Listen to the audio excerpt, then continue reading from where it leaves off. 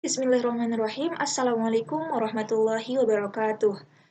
Perkenalkan, nama saya Anurdika Suara. Saya dari kelas 4B jurusan Pendidikan Biologi Universitas Sultan Ageng Tirtayasa.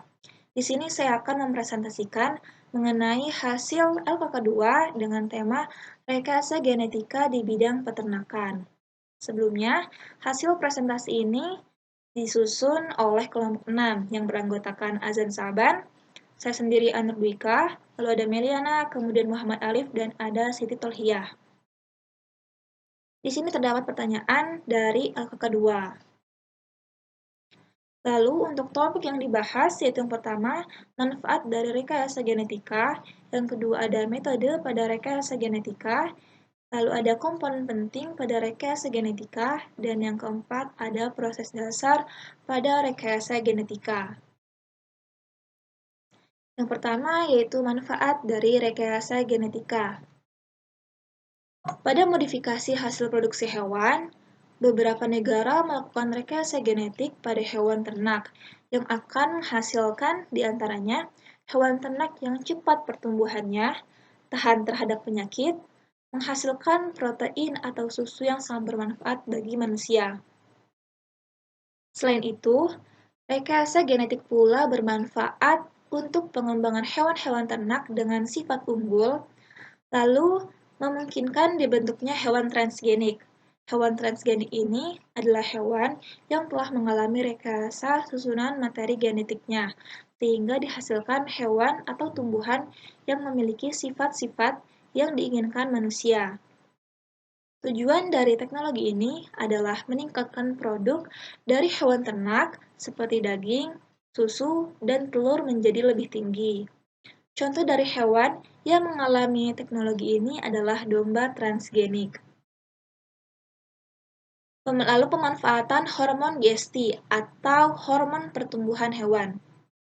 Hormon ini dapat memicu pertumbuhan dan meningkatkan produksi susu.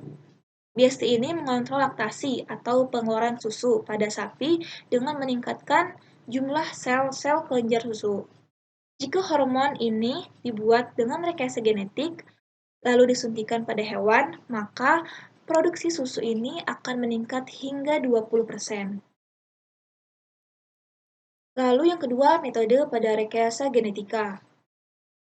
Metode yang sering digunakan dalam teknik rekayasa genetika ini meliputi penggunaan vektor, lalu ada cloning, PCR, seleksi, screening, dan analisis rekombinan.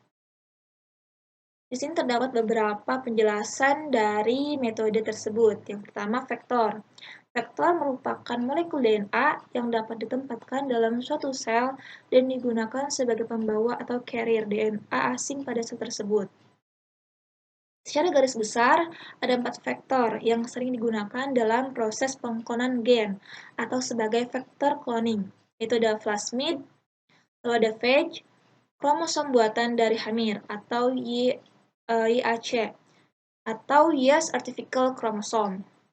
Lalu ada cloning gen. Cloning gen ini merupakan proses yang digunakan untuk memanipulasi DNA dan kemudian dikembalikan pada organisme hidup untuk diekspresikan. Lalu ada PCR. PCR ini merupakan alat yang berfungsi untuk mengetahui genetika atau gen, kelainan metabolik, penyakit bawaan, hingga mendeteksi penyebaran virus.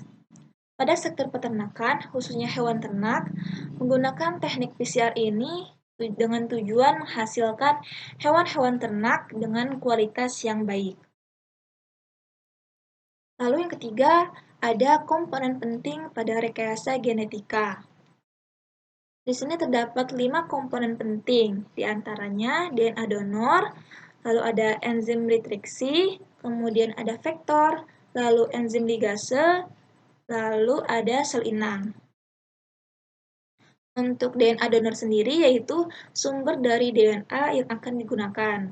Lalu ada enzim retriksi yaitu yang digunakan untuk memotong DNA donor dan pada vektor pada lokasi spesifik sehingga DNA donor ini dapat disambungkan ke dalam vektor.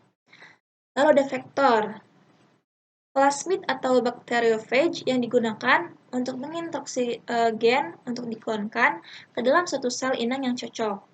Lalu ada enzim ligase.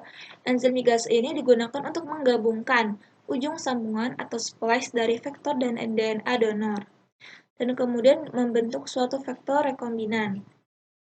Lalu ada sel inang. Biasanya suatu bakteri atau yeast, tempat diintroduksikan vektor rekombinan ke dalam sel inang. Lalu yang terakhir ada proses dasar pada rekayasa genetika.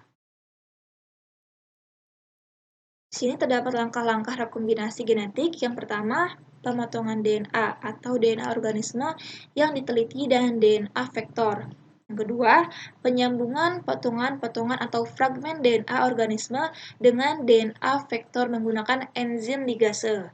Yang ketiga, transformasi rekombinan DNA atau vektor dan DNA sisipan ke dalam sel bakteri Escherichia coli. Lalu ada seleksi atau screening untuk mendapatkan klon atau klon DNA yang diinginkan. Baik, mungkin cukup sekian dari saya. Kurang lebihnya mohon dimaafkan. Terima kasih. Wassalamualaikum warahmatullahi wabarakatuh.